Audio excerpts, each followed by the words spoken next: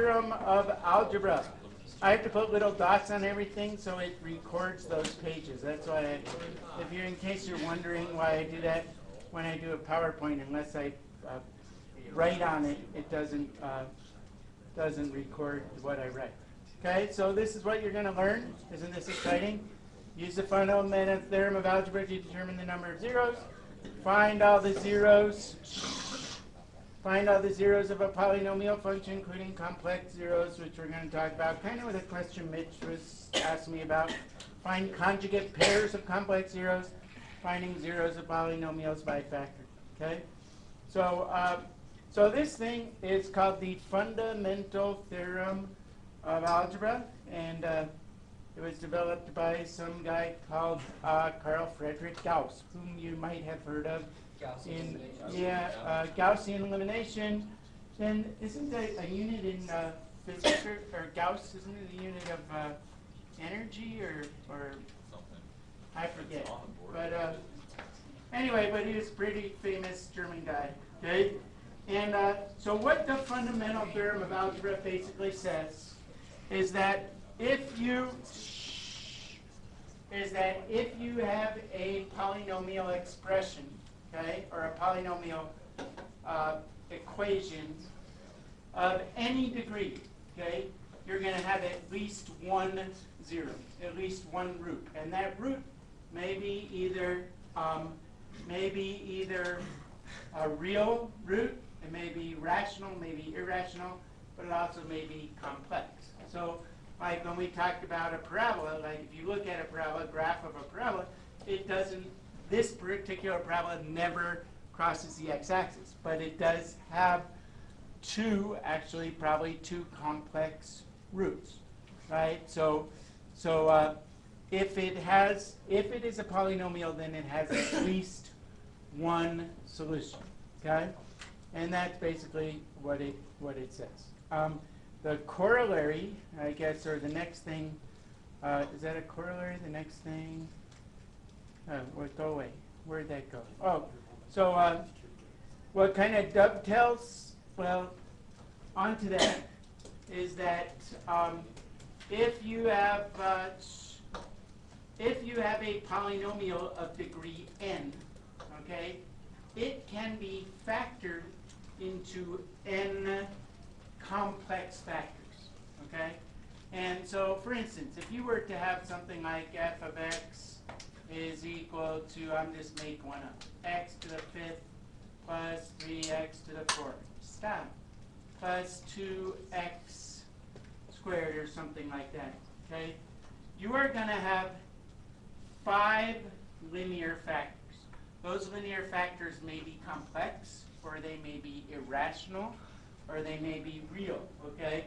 So, and they may be double factors. So, for instance, if I have this 50-degree equation, I'm not sure if this is, this does not factor into this. It's not that I'm not sure, but I'm sure that it doesn't factor to it.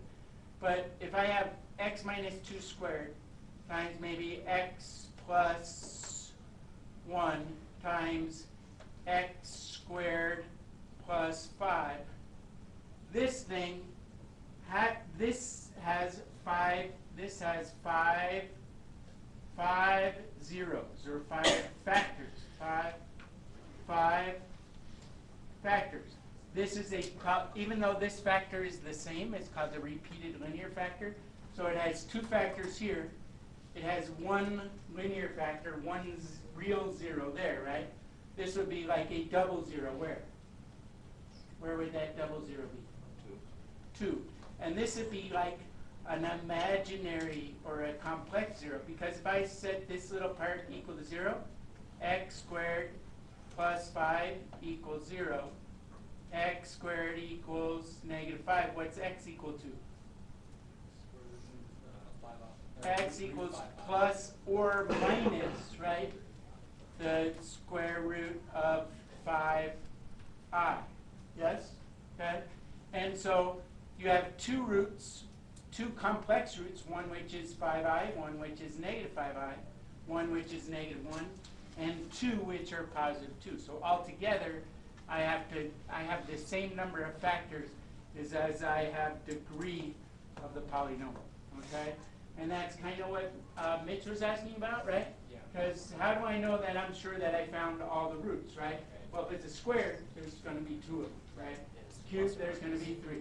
But they could be complex, rational, irrational, all that kind of stuff, okay? All right. So note that fundamental theorem, kind of what we were talking about, just tells you how to find. It does not tell you, right?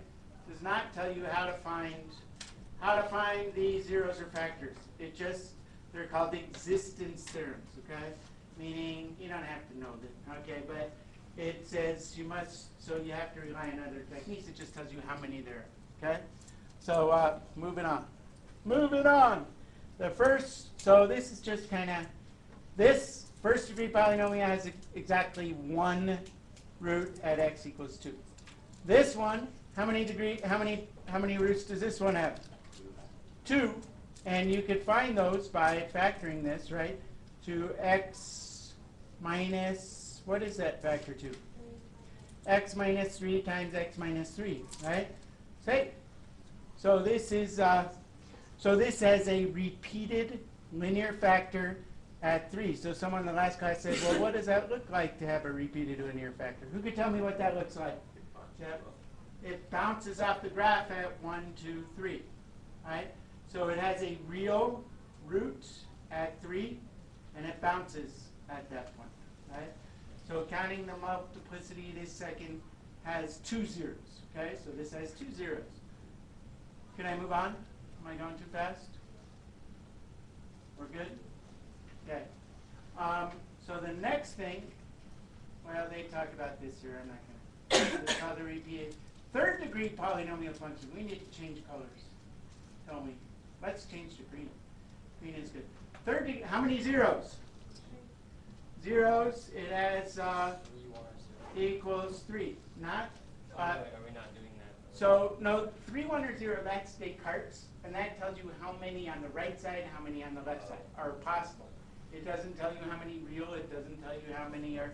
It tells you how many possible rational roots you could have. Okay, but this is different. Okay, I know that altogether there are 3 zeros, and the way I find that is by factoring. What can I factor out of both of these? X. Okay, x times x squared plus 4. Okay. And then you kind of set this whole thing equal to 0, and you say either x equals 0 or x squared plus 4 equals 0. And when I solve that, what do I get? X equals plus or minus 2i. Does everyone see where I got that from? Yes? Okay. So this can be factored to, if I factored this, this is equal to x times x minus 2i, because one of the zeros is 2i, times what? X, what? Plus 2i. So this can be factored to this, where these are its zeros. That's what that thing way back where it said it's equal to a times x minus blah, blah, blah, blah, blah. The a, by the way, in front, if you want to find a, you have to plug in a value for x and a value for y and solve for a. But in this case, a is just 1 because they give me the actual equation. Okay, so this is equal to x times, in factored form, and the zeros are 0 plus or minus 2i. Questions about that? And it has 3 altogether. So they do this for you. Look it, I'm smarter than them. All right. Oh, x to the 4th. This one's more fun. Okay. X to the 4th. I'm going to grab this. Place picture and new cage. Place capture. Oh, place picture. There we go. Anyone know how that factors? Well, I know one of the zeros is 1. You know one of the zeros is 1? That's right. Can you go x squared You're right. plus 1, x squared minus Very good. Okay. So if you see a x to the 4th, like this factors to what Jack said, x squared minus, because it's kind of like there's a, it's kind of like having an x squared there and x squared there, x squared plus 1. You guys understand where that came from? Okay. because this time just gives you x to the fourth, minus x squared plus x squared disappeared, minus 1. This one can be factored. What's the factors of x squared minus 1? X plus 1 and x minus 1. Okay? What are the factors of x squared plus 1? X plus I, x minus I. Yeah, x plus I and x minus I.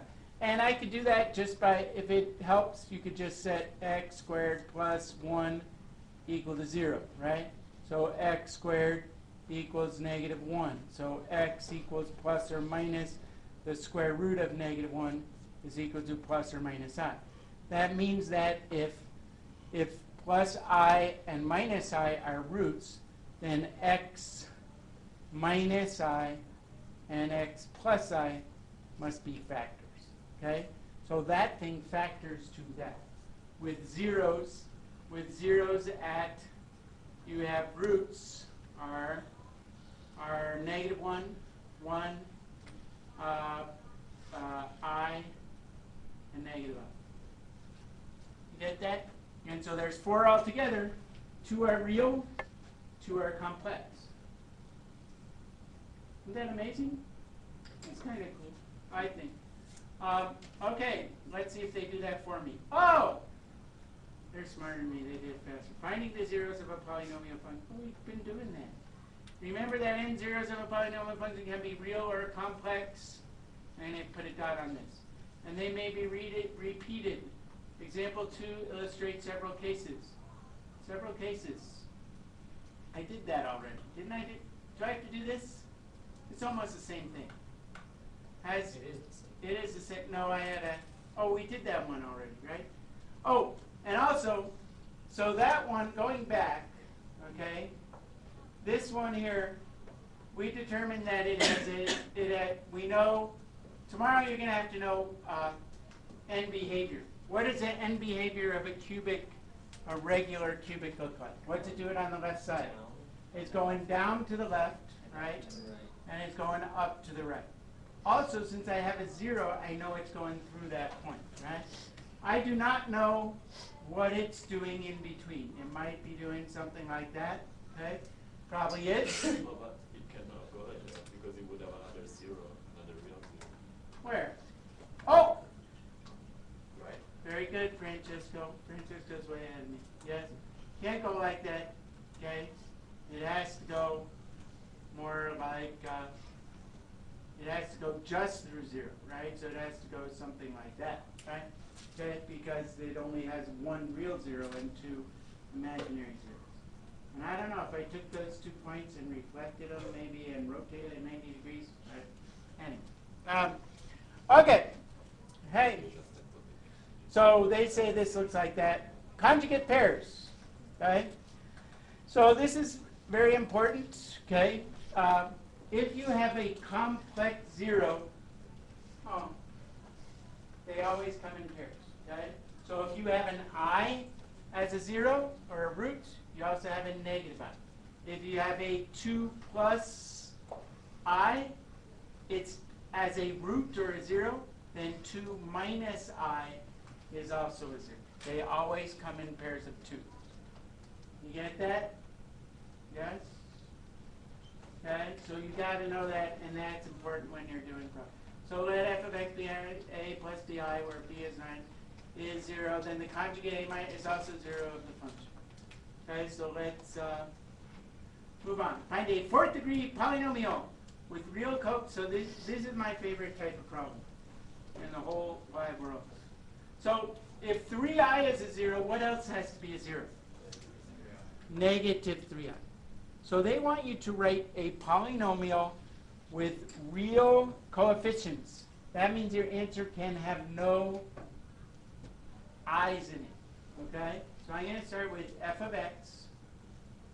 What's one factor?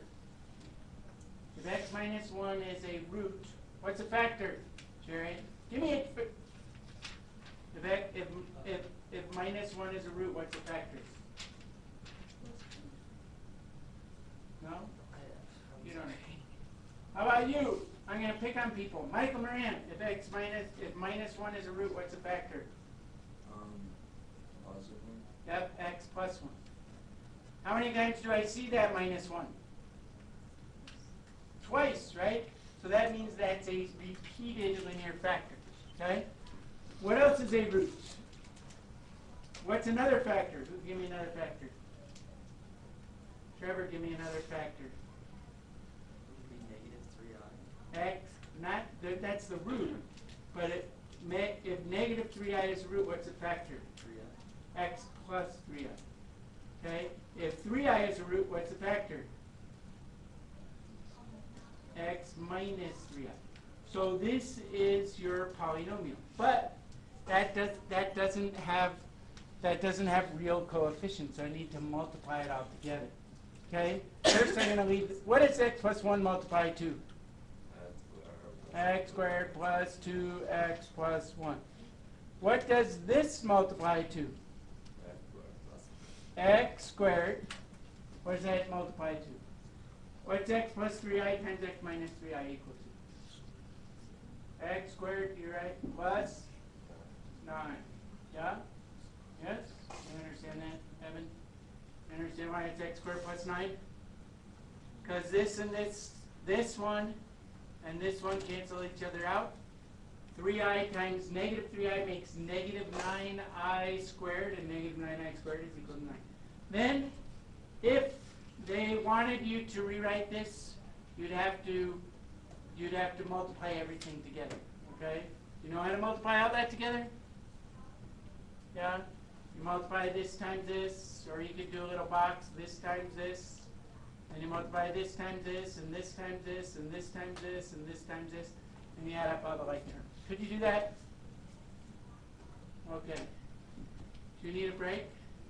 No, let's keep plugging away here.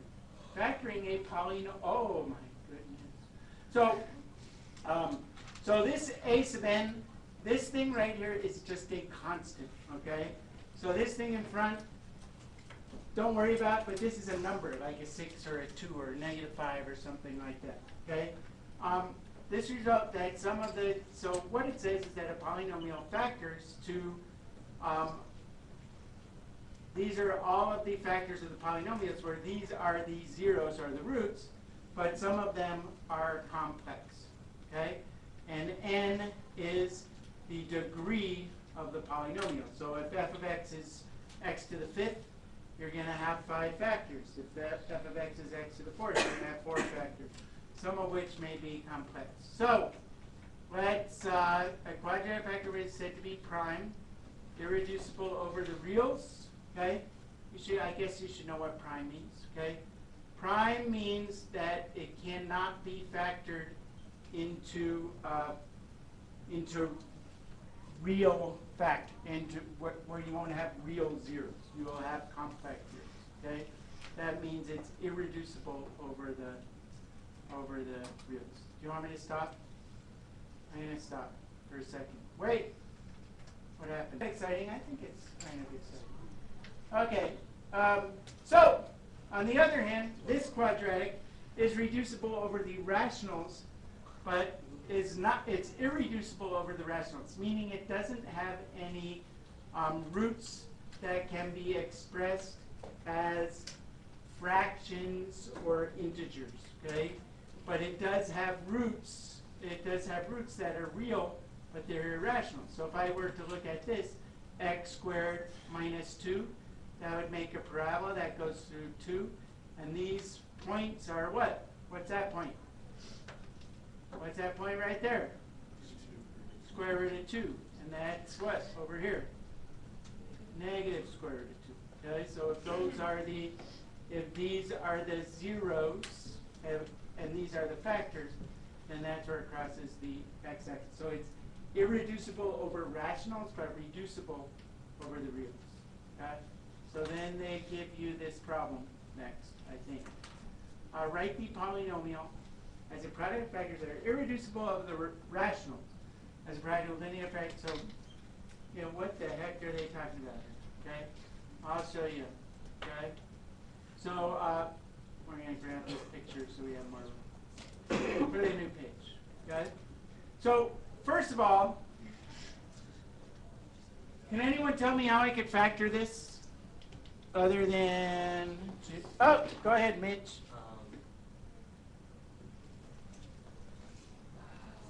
Actually, If x to the yes, fourth yes, is here, yes, what has to go here? X squared minus 5 X squared, plus very 4. good.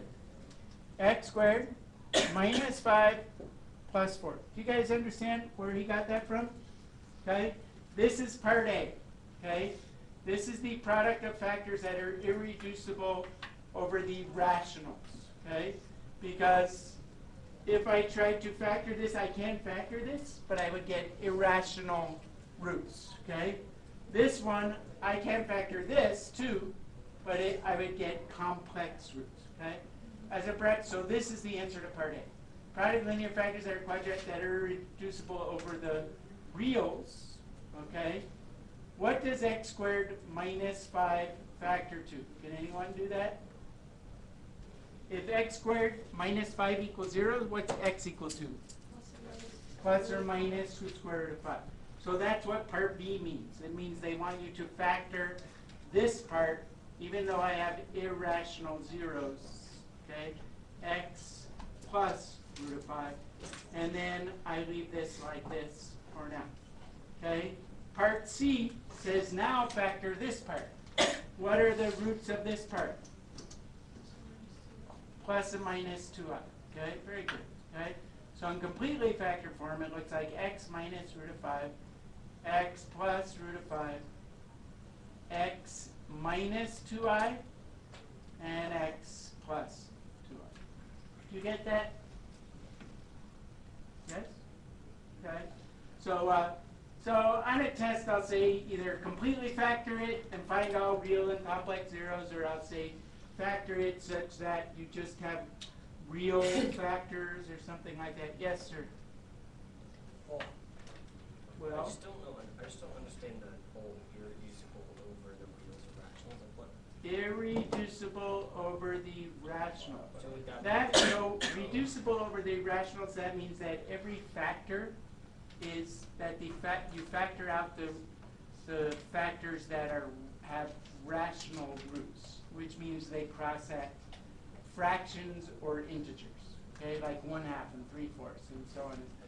Root of 5 is irrational, meaning it never ends and it doesn't repeat. Okay, so this is irreducible over the rationals because you can't express this root of 5 as a rational number. Right. So irreducible over the rationals means that you have all rational factors. No, it just means that you factored as much as you can. Okay. As much as you can. Okay. So this one says irreducible over the reals. You factor it as much as you can, other than the non-real, the complex numbers. And here I factored out the complex. Don't worry too much about that wording, okay?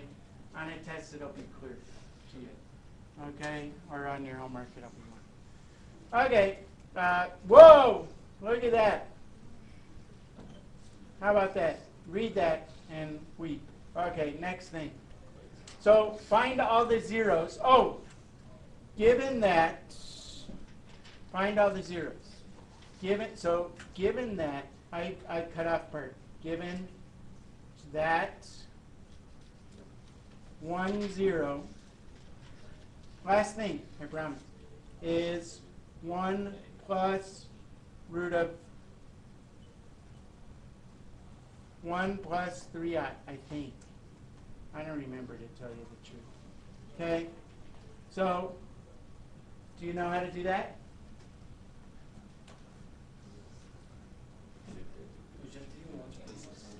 So this is a plan. If you, hey, put your phone away. This is how you do it. Given that 1, 0 is 1 plus 3i, what is another 0? 1 minus 3i. That means that my factors are x minus, this gets a little ugly, 1 plus 3i times x minus 1 minus 3i. Do you guys understand what I just did? Okay? If this is a 0, then this must be a 0 too. Okay? if these are zeros, then these must be their factors. If I FOIL this out, okay, I get x squared minus x times, oh, then you have to do it all out, okay? And you get minus x, so I'm going to multiply my two inner terms. Minus x 3i. If I multiply this times this, I get minus x. I'm multiplying this term times this term. Minus x times minus x 3i. Is that right?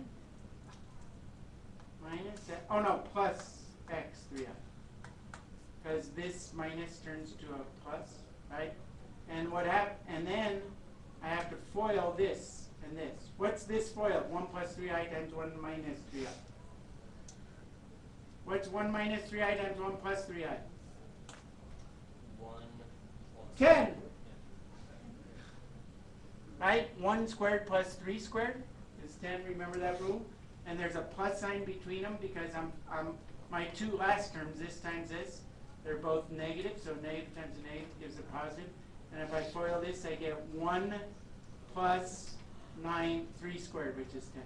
These go away, and I get x squared minus 2x plus 10. So because these are both factors, this thing also is a factor. You understand that? Then, how can I find the remaining factors? Divide, okay? If I do long division, and divide this into this gets pretty ugly. Minus 3x cubed plus 6x squared plus 2x minus 60, I get the answer. Okay? Well, I get the quotient. And if this is actually a factor, your remainder after you do all your long division is going to be 0. Okay? And your quotient is going to be up here, right? And this times this is equal to this. You understand that? Okay? So, just to show you what ends up happening, 1x minus 1 plus 3i times x minus 1 plus 3i gives you this, okay? And you get this, and you get x squared minus 2x plus 10. Then you divide this into f, okay? And if you divide this into this, you get a quotient of this. I'm not going to do it, okay? And this, you're done with this because we figured out that this has complex zeros, and this does factor. What does this factor to? x squared X minus 3 plus 2. plus 2 and x minus 3. Okay. So once you put this as x plus 2 times x minus 3 times this, because this thing doesn't factor anymore other than into complex zeros, okay? This is this thing completely factored over the real numbers. That's a tricky one. And people always get that one wrong in the test. But it's a good one. Because you have to multiply together the complex factors to get a real quadratic that you can divide into the polynomial to get out your remaining factor, and that factor factors. So it's kind of, I think it's kind of fun, I think. Okay, there you go. The end. So your roots are 1 plus 3i, 1 minus 3i, x equals 3, and x equals negative 2. That's not your homework yet. Okay? Your homework is